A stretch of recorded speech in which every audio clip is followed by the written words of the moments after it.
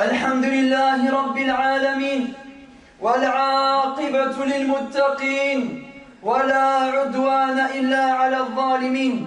Serviteurs d'Allah, sachez que l'imam Muslim rapporte dans son Sahih d'après Imran ibn Hussein radiyallahu anhu, le messager d'Allah sallallahu alayhi wa sallam a dit: il n'y a pas depuis la création de Adam alayhi salam jusqu'à l'avènement de l'heure, c'est-à-dire jusqu'au jour du jugement dernier, il n'y a pas depuis la création de Adam alayhi salam jusqu'au jour du jugement dernier une tentation et une fitna plus grande que la fitna du Dajjal. Ad-Dajjal est une fitna immense, une tentation très grande, une tentation horrible pour les gens.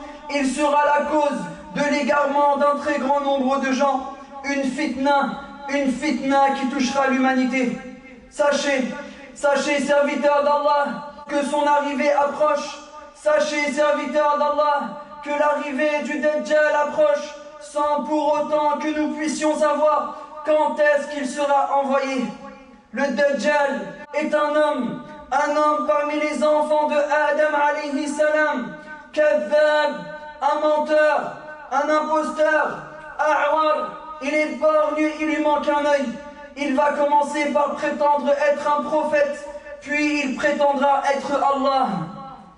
Ad-Dajjal, serviteur d'Allah, apparaîtra à l'est. En effet, At-Tirmidhi rapporte, d'après Abu Bakr Siddiq radiyallahu anhu, que le messager d'Allah sallallahu alayhi wa sallam a dit: le Dajjal sortira d'une terre, bil mashriq, à l'est, yuqalu laha Khurasan, une terre qui porte le nom de Khurasan.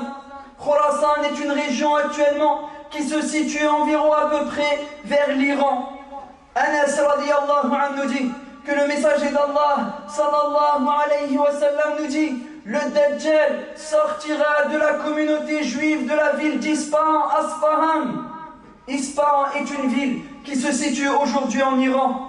Le Dajjal, serviteur d'Allah, sa fitna sera terrible, sa tentation sera très grande, il emportera avec lui un très grand nombre de gens.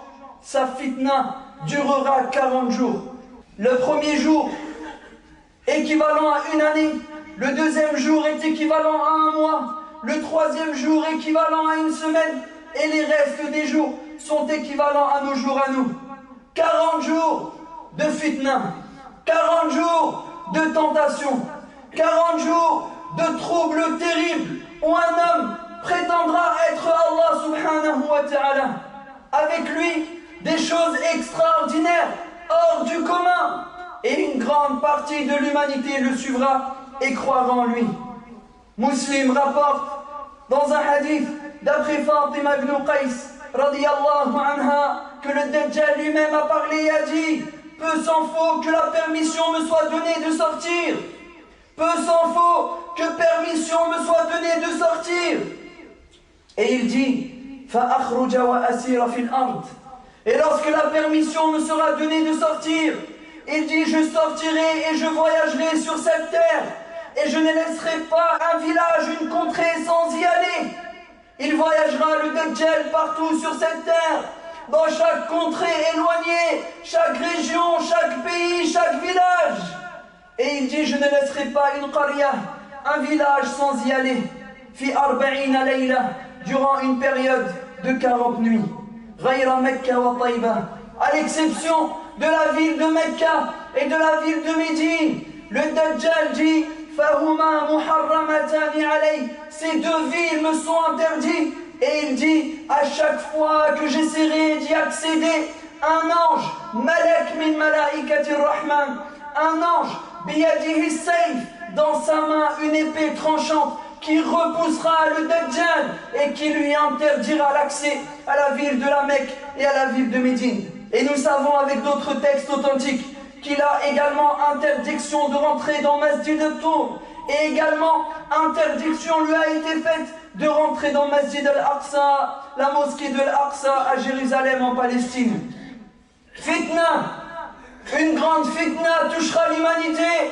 Cette fitna approche, l'arrivée du Dajjal approche, sans pour autant que nous puissions savoir quand est-ce qu'il apparaîtra.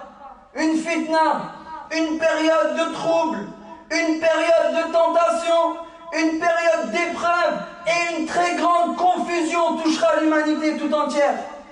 Ibn Umar, radiyallahu anhuma, nous dit que le messager d'Allah, il restera à l'heure, il restera à l'extérieur, dans un wadi, dans une vallée à l'extérieur de la ville de Médine, et de l'extérieur, il appellera les habitants de Médine. Le prophète sallallahu alayhi wa sallam nous dit que son appel sera une grande fitna pour les habitants de Médine. Un très grand nombre de gens répondront à son appel. Majoritairement, il dit des femmes, au point où les habitants de Médine, terrifiés, apeurés de cette fitna, attacheront, ligoteront leurs femmes, leurs mères, leurs filles, leurs sœurs et leurs tantes, de peur que par la tentation, elles ne répondent à l'appel du Dajjal et ne les quittent.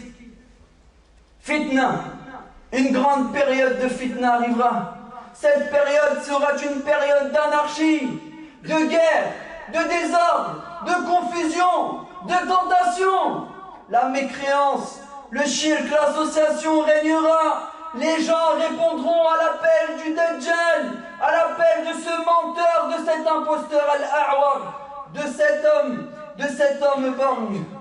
Le Dajjal, serviteur d'Allah, est un homme, comme nous l'avons dit, descendant de Adam alayhi salam, qui prétendra être Allah. Il appellera les gens à être adorés en dehors d'Allah. Il appellera à ce que sur terre on le donne comme associé, comme égaux avec Allah subhanahu wa ta'ala. Le prophète sallallahu alayhi wa sallam nous dit: Inna min ba'dikum al-kadhab, apparaîtra après vous al-kadhab, le grand menteur, al-mudil, l'égaré, égareur, wa inna ra'sahu min ba'dihi hubuk. Et il dit sallallahu alayhi wa sallam, il a les cheveux longs, le Dajjal a les cheveux longs, et ses cheveux derrière sa nuque, hubukun, sont frisés. Et le prophète sallallahu alayhi wa sallam répète cela 3 fois. Hubuk, hubukun, hubuk. Ses cheveux derrière sont longs et frisés. Ses cheveux derrière sont longs et frisés. Ses cheveux derrière sont longs et frisés. Et il dit sallallahu alayhi wa sallam, wa innahu sayaqulu ana rabbukum. Ce menteur, cet imposteur, le Dajjal prétendra être Allah. Il dira aux hommes: Ana rabbukum, je suis votre Seigneur, je suis votre Seigneur. Et il prétendra, wallahi, ce menteur, être Allah subhanahu wa ta'ala. Il aura avec lui des choses extraordinaires, hors du commun, pour pouvoir tenter les gens et les mener à leur perdition. En effet, le prophète sallallahu alayhi wa sallam nous dit qu'il ordonnera la pluie et la pluie tombera, qu'il ordonnera la terre et la végétation sortira. Il apparaîtra à certains peuples, il les appelle, ils croiront en lui et ils répondront à son appel. Ad-Dajjal porte le nom de Al-Masih. On dit de lui qu'il est Al-Masih Ad-Dajjal. Al-Masih qui vient du verbe masaha qui signifie effacer.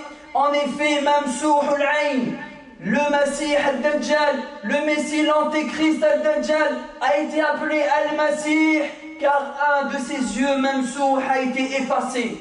Un de ses yeux est effacé. Il n'a pas la pleine vue, il ne voit pas de ses 2 yeux. Un de ses yeux a été Mamsouh, effacé, il est borgne. Et c'est pour ça qu'il a été appelé Al-Masih, le Messie, le Dajjal. Maktoubun bayna aynayhi kafir.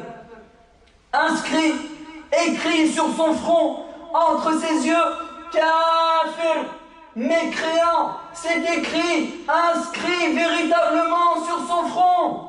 Al-Imam al-Nawawi rahimahullah nous dit dans le commentaire de ce hadith que même la femme croyante illettrée pourra voir et saura lire ce qui a été écrit et inscrit sur son front. Kafir, mécréant. C'est écrit, les musulmans le verront, même la femme illettrée sera dans la capacité de lire ce qui a été écrit et inscrit sur son front. Et dans un autre hadith, sa fitna sera grande, sa tentation sera terrible. Les gens répondront à son appel et les musulmans apostasieront, ils le suivront. Une fitna terrible attend l'humanité, l'apparition du Dajjal. Ibn Majah rapporte dans un hadith que l'imam al-Albani, qu'Allah lui fasse miséricorde, a authentifié. Le prophète sallallahu alayhi wa sallam a dit: Wa inna min fitnatihi, parmi sa fitna, fait partie de la fitna du Dajjal, que le Dajjal apparaîtra à un homme. Il lui dira: si je ressuscite ton père et ta mère, croiras-tu en moi? Le Dajjal dira à un homme, tellement sa tentation sera grande: si je ressuscite ton père et ta mère, est-ce que tu croiras en moi? L'homme dira: oui, bien évidemment. Qui peut ressusciter mon père et ma mère? Si tu ressuscites mon père et ma mère, je croirai en toi. Preuve que tu es Allah. Alors le Dajjal sera accompagné de shayatines qui le soutiendront. 2 shaitans prendront l'apparence de ses parents.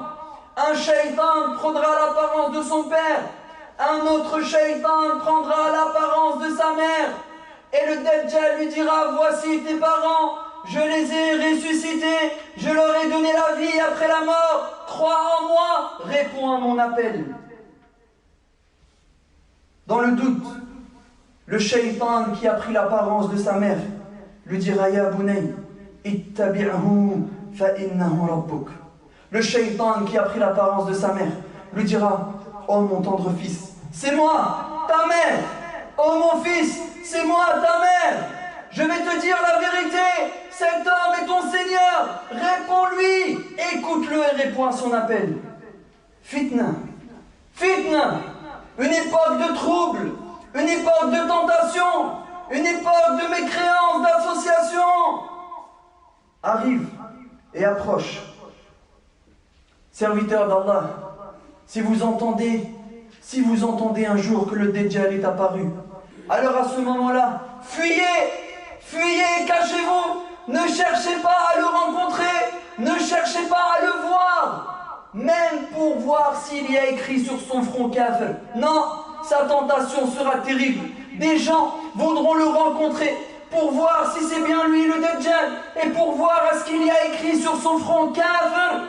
Mais devant la fitna qu'il représentera, ils succomberont à sa fitna et ils tomberont dans l'association. Une période de trouble approche, une période de fitna arrive. Si vous entendez qu'il est apparu, fuyez-le. Fuyez-le et cachez-vous dans des contrées lointaines. Et surtout, ne cherchez pas à le rencontrer. Le prophète sallallahu alayhi wa sallam nous dit: quiconque a entendu de l'arrivée et l'apparition du Dajjal, falyabta'id minhu, qu'il s'en éloigne, et surtout qu'il ne cherche pas à le voir et le rencontrer. Cette période de fitna, cette période de trouble, cette période de tentation, cette période où l'association prendra le dessus et les gens apostasieront, cette période durera 40 jours. 40 jours, une période de trouble. Le prophète sallallahu alayhi wa sallam nous dit: le Dajjal apparaîtra, yamkuthu arba'in, il restera sur cette terre 40 jours. Puis ensuite, Allah subhanahu wa ta'ala enverra Al-Masih, le vrai Messie, Isa ibn Maryam, Jésus, fils de Marie, le recherché. Et lorsque Jésus, fils de Marie, redescendra sur terre, après qu'il ait été élevé au ciel, lorsque Jésus, fils de Marie, le vrai Messie, le Messie du Tawhid, ce monothéiste pur, Isa ibn Maryam, il redescendra sur terre. Et quand Jésus redescendra, il ira à la recherche du faux Messie, ce menteur, cet imposteur mécréant. Il le cherchera sur cette terre, il le trouvera près de Beit al-Maqdis, à Jérusalem en Palestine. Et lorsque Jésus, Isa ibn Maryam al-Masih, retrouvera le Dajjal, fayuhlikuhu wa yaqtuluhu, il le tuera et il débarrassera l'humanité de sa fitna après une période de 40 jours. 40 jours de tentation, 40 jours d'épreuves, 40 jours d'association, 40 jours où les gens seront dans une confusion extrême et grande. Le prophète sallallahu alayhi wa sallam nous a avertis, nous a prévenus de son arrivée, et son arrivée approche, et chaque jour qui passe nous approche encore plus de l'apparition du Dajjal, sans pour autant savoir quand est-ce qu'il apparaîtra. Mais le prophète sallallahu alayhi wa sallam nous enjoint, nous appelle à demander à Allah subhanahu wa ta'ala de nous préserver de la fitna de ce menteur, de cet imposteur, le Dajjal. Muslim rapporte dans son sahih, d'après Abu Huraira radiyallahu anhu, que le messager d'Allah sallallahu alayhi wa sallam a dit, lorsque l'un d'entre vous a fini at-tashahhud, le prophète sallallahu alayhi wa sallam dit, demandez à Allah de vous préserver de 4 choses. Min arba, 4 choses. Et dit sallallahu alayhi wa sallam, dites, Allahumma inni a'udhu bika min azabi jahannam. Oh Allah, préserve-nous de l'enfer. Wa min azabil qabr, des châtiments de la tombe. Wa min fitnatil mahya'i wal mamat. Wa min sharri fitnatil masihid dajjal. Et préserve-nous, protège-nous, ya Allah, de la tentation, de la fitna du faux messie Dajjal. Le prophète sallallahu alayhi wa sallam nous enjoint dans ce hadith, pendant la prière, à la fin du tashahhud, avant les salutations finales, de demander à Allah avec continuité, avec assiduité, de nous protéger, de nous préserver de cette tentation terrible qui emportera la majorité des habitants de cette terre. Et bien évidemment, le meilleur moyen, serviteur d'Allah, le meilleur moyen de ne pas succomber à la tentation du Dajjal, cet imposteur, ce menteur qui prétendra être Allah subhanahu wa ta'ala, c'est de raffermir sa foi, que le tawhid, que la parole la ilaha illallah soit fermement ancrée dans le cœur et que ce ne soit pas une prétention dite et prononcée simplement par la langue. Ce travail, nous devons le faire à chaque moment, à chaque instant, chaque jour, travailler notre foi afin que le tawhid, afin que la ilaha illallah rentre dans les profondeurs de notre cœur. Car en effet, le peu de personnes qui ne répondront pas à l'appel du Dajjal, eux, le tawhid, la parole la ilaha illallah était fermement ancrée dans leur cœur.